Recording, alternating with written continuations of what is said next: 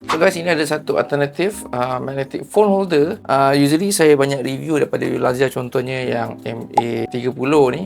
Right, tapi kalau korang nak mencari yang murah sikit dan dia punya fungsi lebih kurang sama, ini antara yang korang dapatkan lah. Magnetic ni dia support MagSafe. So kalau korang guna iPhone, mudah saja korang dekatkan. Kalau korang tak ada iPhone pun tak apa, dia ada bagi metal ring untuk korang pasang kat phone korang. Dari segi dia phone holder ni, dia punya kelainan utama dia lah, dia ada built-in clip. Clip ni actually untuk korang nak pasangkan dekat atas meja, contoh macam ni lah. Clip dia ni pun cukup kuat. Okay, korang pasang dekat atas meja, dia takkan mudah terjatuh. Untuk overall material dia menggunakan aluminium. Korang boleh pusing juga ikut kepada keselesaan korang. Kepala ni korang boleh flip takat ni lah, ni sampai ke sini. Ni pun korang boleh jadikan sebagai hand grip holder. Korang nak shoot video, pegang macam ni untuk bagi extra stability lah. Tapi misal kata kalau korang tak nak pegang macam ni, ataupun korang tak nak klik ke atas meja, bawah sini actually ada satu screw thread.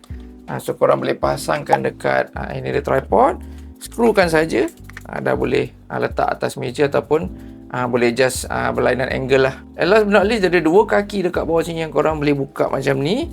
Okay, dan korang boleh letakkan dekat atas meja, dah jelas sebagai phone stand lah.